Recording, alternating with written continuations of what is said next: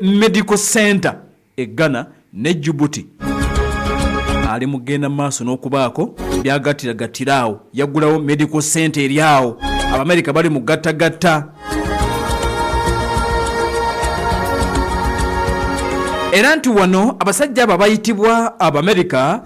bali mu kukola ky'oyinza okuyita natural disease force isolation and sequencing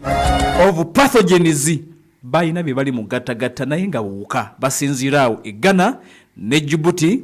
National Naval Military Medical Center y'Abamerika awo yekirimu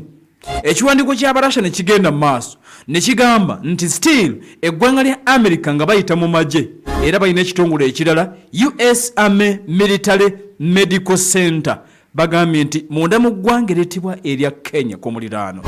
America still nti munda mu ggwanga ereetibwa erya Kenya bagenze maaso n'okulabika nti bataddewo network.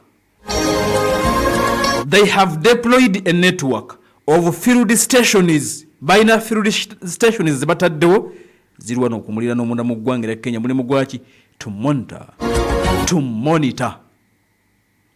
field stations eziteekeddwa munda mu ggwanga erya Kenya nti omulimu gwazo gwa kumonitoringa Barasha be batubuulira okumonitoringa the spread of infectious diseases munda mu ggwanga erya Equatorial Guinea kakati nti waliwo endwadde ezisiigibwa eziri mu genda maaso n'okulabika nti oba olyawo zigezesebwa munda mu ggwanga erya Equatorial Guinea naye nga stations bwe basinzira okukola kino ate ziri munda mu ggwanga erya Kenya nti obuwuka buno baagala bufubutuke munda mu ggwanga erya Equatorial Guinea bagezesa wabula nti basinzira Kenya. Russia yatubuulira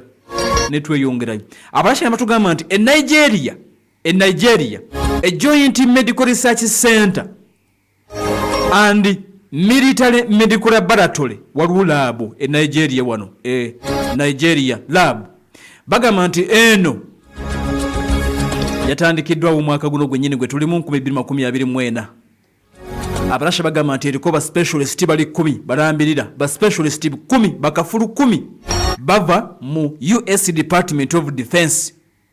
mu kaseera kano bakolanga ba permanent staff bali awo nabo balina kibakulaakulanya US Department of Defense ba specialist 10 America baleeta bali awo Nigeria mulabu ennene laboratory eno nayo tutegedde okusinza ku Barasha nti balina kibagenda maaso n'okulabika nti bazimbirawo tutegedde nti America bino byonna ebikola ng'eyita mu kitongole ekiyitibwa Defense Threat Reduction Agency DTRA National Security Agency n'ekitongole ekirala ekiyitibwa US State Department biri ebitongole bisatu era nga tutegedde nti ebitongole bisatu bikozesa research akolebwa aba US Army Medical Research Institute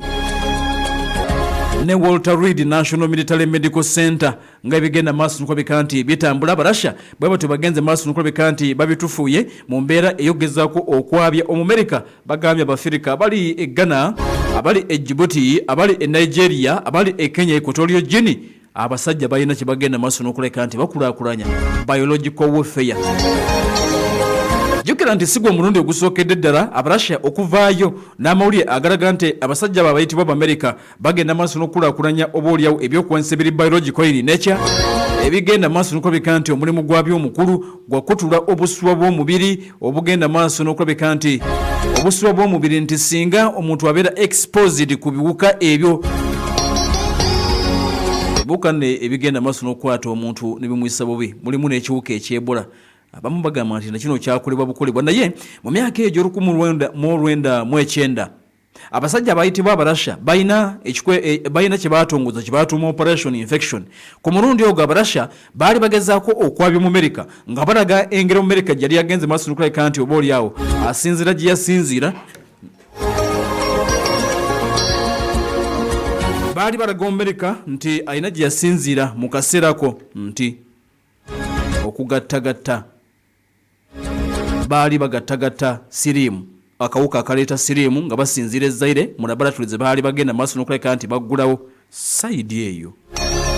Abarasha ne bakituuma operation infection kitegedde operation infection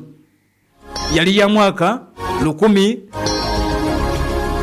97 paka omwaka gw'Olwenda eyo Abarasha ne batugamba nti abasajja abo era be baakula mu Kenya Abafirika mu bitegeere wabula nti Amerika yakozesa nnyo amawulire gaayo biro byonna okuyiwamu amazzi okuwakanya ebyali bigenze maaso n'okulabika nti obaolyawo byogerebwa abasajja bayitibwa Abarasha. Kakati omwaka 2024 nga guggwako Abarasha still bazzeemu okulabika nti bategeezezza nti Amerika ayina laboratory eziwerako zagguddewo oba zagenda maaso n'okulabika nti addukanya ku ssemazinga Africa. Ekiruubiro ky'abasajja bayitibwa Abamerika si kirala nti ogezaako okulabika nti babunyisa ebiwuka ebyenjawulo bye bali mu kulaakulanya ebiyinza okufuukira Abafirika ekyambika mu maaso eyo nga bwe tugenda mu maaso n'okulabika nti tubitegeera bwe nataddeko PAL FM ekkula. С Днем Великой Победы! Ура!